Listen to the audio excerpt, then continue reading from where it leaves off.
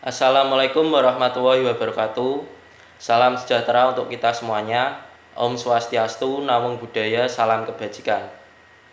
Perkenalkan, kami dari kelompok 8 mata kuliah Psikologi Pendidikan yang diampu oleh Ibu Laila Listiana Ulia.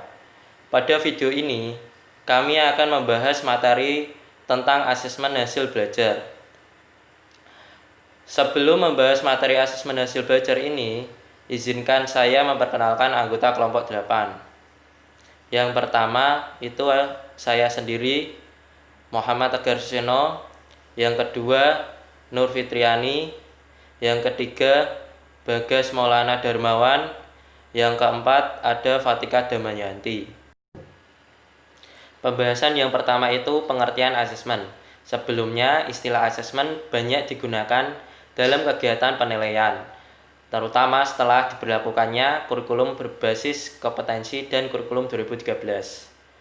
Asesmen merupakan proses mendokumentasi melalui proses pengukuran pengetahuan, keterampilan, sikap, dan keyakinan peserta didik. Nah, untuk memperjelas pengertian tersebut, terdapat beberapa pengertian asesmen yang disampaikan oleh pakar asesmen pembelajaran. Yang pertama ada Khan, Hardas, dan Ma. Mereka menyatakan bahwa asesmen merupakan proses mendokumentasikan pengetahuan, keterampilan, sikap, dan keyakinan. Yang kedua ada Nei IC, menyatakan bahwa asesmen merupakan proses pengamatan, pencatatan, dan selanjutnya pendokumentasian pekerjaan yang dikerjakan peserta didik dan cara peserta didik mengerjakannya untuk dijadikan sebagai dasar dari berbagai pembuatan keputusan pendidikan yang mempengaruhi anak. Yang ketiga ada Dogsge dan Bicard. Mereka menyatakan bahwa asesmen merupakan proses memperoleh informasi tentang anak untuk membuat keputusan tentang pendidikannya. Kemudian pendidik memperoleh informasi yang bermanfaat tentang pengetahuan, keterampilan, dan kemajuannya melalui pengamatan, dokumentasi, dan review pekerjaan anak secara terus-menerus. Asesmen yang berlangsung dalam proses pembelajaran ini dapat digunakan untuk memperoleh gambaran kemampuan dan kemajuan peserta didik secara akurat dan objektif. Yang keempat dari Hills, menyatakan bahwa asesmen terdiri atas tahap pengumpulan data tentang perkembangan dan belajar peserta didik, kemudian menentukan kebermaknaan tujuan program, dan mengkomunikasikan temuan kepada orang tua dan pihak-pihak yang berkepentingan. Selanjutnya, sejarah asesmen.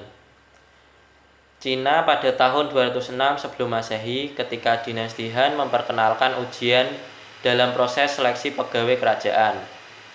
Kemudian tahun 822 setelah Masehi, dinasti Tang melaksanakan ujian tertulis bagi calon pegawai kerajaan.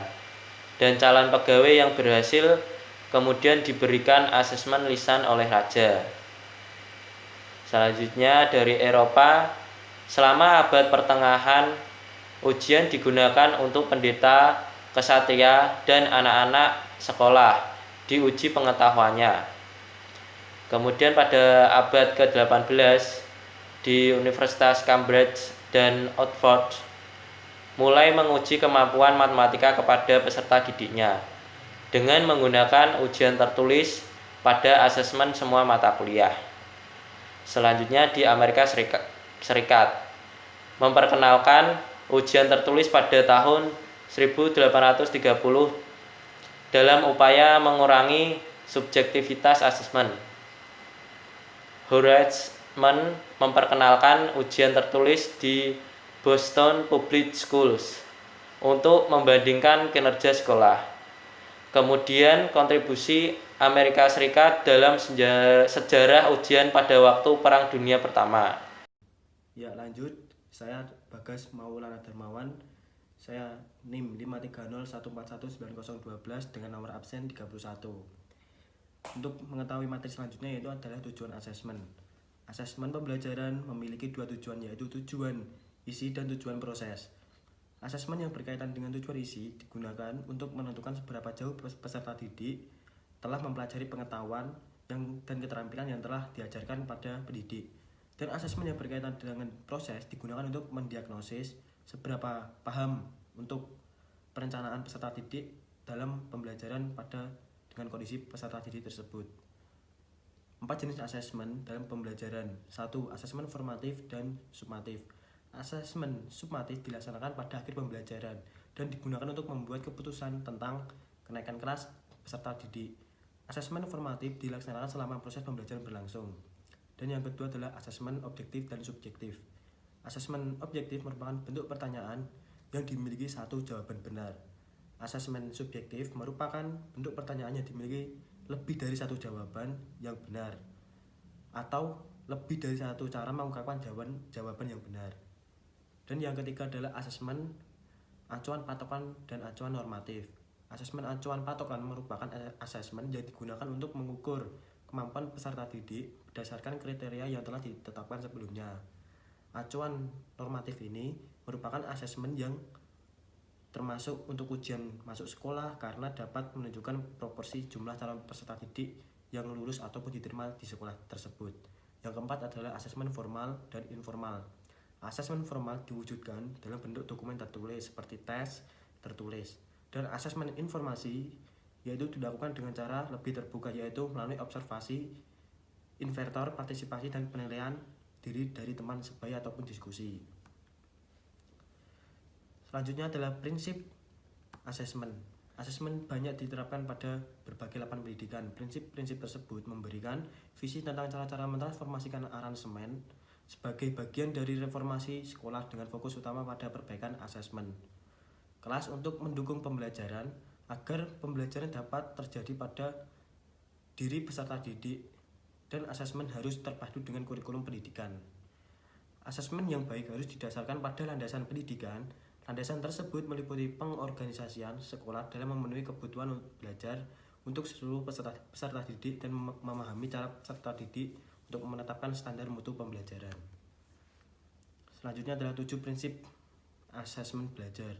1. Tujuan utama asesmen adalah memperbaiki belajar peserta didik, yaitu yang pertama ini bertujuan untuk bermanfaat mengenai apa yang telah dicapai oleh peserta didik yang berhubungan mengenai kemajuan peserta didik pada saat mengikuti proses belajar mengajar. Yang kedua adalah asesmen untuk mendukung peserta didik. Asesmen digunakan untuk mendukung peserta didik yaitu seperti membuat keputusan, kenaikan kelas, kelulusan, dan lainnya. Yang ketiga adalah objektif bagi semua peserta didik. Asesmen ini berupa instrumen, kebijakan, penerapan, dan penggunaan. Hendaknya objektif bagi peserta didik. Asesmen yang baik memberikan keyakinan bahwa semua peserta didik mampu dan memperoleh perilaku yang sama dalam belajar. Yang keempat adalah kolaborasi profesional, yaitu adalah pendidik harus berperan aktif dan mengembangkan profesional pada saat pembelajaran berlangsung. Yang kelima adalah partisipasi komite sekolah dalam pengembangan asesmen. Pelaksanaan harus melibatkan orang tua, anggota masyarakat, peserta didik, pendidik, staf, pakar yang memiliki keahlian tertentu pada bidang asesmen. Perkenalkan, nama saya Nurul Triani, NIM 53014190011. Di sini saya akan melanjutkan mengenai 7 prinsip asesmen belajar. Yang keenam, ada keteraturan dan kejelasan komunikasi mengenai asesmen. Pendidik, sekolah, pemerintah kabupaten atau kota, pemerintah provinsi, pemerintah pusat secara jelas dan teratur untuk mendiskusikan praktek asesmen dan peserta didik serta kemajuan program dengan peserta didik, keluarga, dan masyarakat. Yang ketujuh, ada peninjauan kembali dan perbaikan asesmen. Asesmen perlu dikaji kembali dan diperbaiki untuk memastikan bahwa asesmen itu benar-benar memberikan manfaat bagi peserta didik. Selanjutnya ada asesmen autentik. Asesmen autentik disebut juga dengan asesmen kinerja. Menurut para ahli, berikut pengertian asesmen autentik. Yang pertama ada Marzano. Marzano menjelaskan bahwa asesmen autentik meliputi penekanan pada kemampuan nyata siswa, mengembangkan seluruh kemampuan siswa melalui pembelajaran bersifat konstruktivis dan tidak menggunakan sistem tes. Jenis asesmen otentik merupakan solusi karena menekan proses belajar siswa. Yang kedua ada Johnson. Johnson memaparkan bahwa asesmen otentik memberikan kesempatan luas bagi siswa untuk menunjukkan apa yang telah mereka pelajari selama pembelajaran. Asesmen otentik membuat siswa sadar akan pentingnya proses belajar.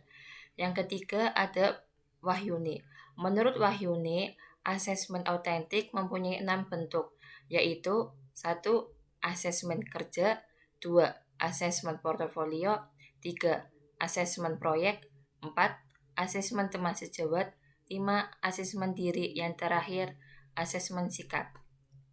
Bentuk asesmen otentik yang cocok dalam permasalahan ini yaitu asesmen sikap dan kinerja. Karena ketika sikap siswa sudah konsisten akan mempengaruhi kerja siswa sehingga menjadi solusi pada masalah yang terjadi. Asesmen portofolio. Asesmen portofolio merupakan bentuk evaluasi kinerja yang paling populer. Portofolio biasanya berbentuk file atau folder yang berisi karya peserta didik. Portofolio yang dirancang dengan baik berisi karya peserta didik yang berkaitan dengan tugas-tugas instruksional dan mencerminkan pencapaian tujuan kurikulum. Sebagai produk dari kegiatan pembelajaran, portofolio menggambarkan keterampilan berpikir kompleks dan belajar kontekstual.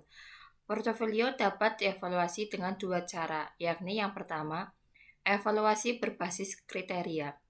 Kemajuan peserta didik dibandingkan dengan standar kinerja yang sesuai dengan peserta didik lainnya atau kurikulum. Teknik evaluasi yang kedua adalah mengukur kemajuan peserta didik individual dalam waktu periode tertentu. Teknik ini digunakan untuk melihat perubahan pengetahuan atau keterampilan pada peserta didik. Ada pun berbagai cara untuk memecahkan masalah yang berkaitan dengan objektivitas dan reliabilitas pada asesmen portofolio. Yang pertama yaitu penilaian kinerja pada peserta didik. Nah, di sini penggunaan skor dari rentan terkecil hingga terbesar merupakan salah satu bentuk penilaian kerja yang reliable atau fleksibel. Yang kedua yaitu peningkatan objektivitas asesmen portofolio. Dapat menggunakan evaluator. Nah, evaluator ini adalah kita sebagai evaluator. Sedangkan apa yang kita sampaikan yaitu evaluasi dari penilaian peserta didik. Yang ketiga yaitu menguji reliabilitas adalah menilai kembali portofolio selama periode tertentu pada waktu tertentu. Nah, menguji reliabilitas adalah penilaian kembali. Penilaian kembali di sini dapat diartikan bahwa kita sebagai pendidik itu akan menilai kembali hasil evaluasi yang sudah kita berikan. Nah, dalam menerapkan asesmen portofolio, ada beberapa tahap yang harus dilalui. Yang pertama yaitu perencanaan atau pengorganisasian, yang kedua implementasi, yang ketiga adalah hasil. Nah, dari tahap pertama, yaitu perencanaan dan pengorganisasian itu meliputi 1. Mengembangkan perencanaan portofolio yang bersifat fleksibel, di mana portofolio ini dapat dimengerti oleh peserta didik. Yang kedua yaitu merencanakan waktu secukupnya agar peserta didik dapat mendiskusikan atau mempersiapkan dirinya untuk aspek-aspek portofolio yang akan disampaikan. Yang ketiga yaitu mulai dengan 1 aspek belajar dan hasil belajar peserta didik. Kemudian semakin meningkat jalan dengan apa yang dipelajari peserta didik. Yang keempat adalah memilih aspek-aspek di dalam portofolio yang mampu menunjukkan kemajuan peserta didik dalam penguasaan tujuan pembelajaran. Yang kelima yaitu memilih 2 aspek penting yang menjadi indikator di mana aspek itu menjadi sampel pekerjaan apa yang dipilih peserta didik. Yang kedua yaitu implementasi. Implementasi ini meliputi beberapa hal. Yang pertama yaitu melekatkan perkembangan aspek-aspek portofolio di dalam kegiatan kelas yang sedang berlangsung untuk menghemat waktu. Yang kedua, memberikan tanggung jawab pada peserta didik untuk mempersiapkan, menilai, dan menyimpan portofolio. Yang ketiga, mencatat komentar pendidik dan peserta didik dengan segera terhadap portofolio tersebut. Yang selanjutnya yaitu selektif dalam artian bukan sebagai kumpulan sampel karya peserta didik yang sembarangan. Nah, yang terakhir yaitu hasil. Yang ketiga yaitu hasil. Hasil di sini meliputi beberapa aspek Yang pertama yaitu menganalisis aspek-aspek portofolio untuk memahami pengetahuan dan keterampilan peserta didik. Yang kedua yaitu menggunakan informasi portofolio untuk mendokumentasikan kegiatan belajar peserta didik untuk disampaikan kepada orang tua dan memperbaiki pembelajaran di kelas. Nah, gunanya informasi portofolio ini guna untuk memberikan informasi kepada orang tua, jadi tidak hanya guru ataupun siswa yang tahu, jadi orang tua juga bisa tahu dengan melihat hasil portofolio tersebut. Mungkin sekian dari kelompok 8. Saya mewakili kelompok 8. Jika ada kesalahan kata-kata atau kekurangan dalam video ini, saya ucapkan terima kasih dan mohon maaf yang sebesar-besarnya. Terima kasih. Wabillahi taufiq wal hidayah. Wassalamualaikum warahmatullahi wabarakatuh.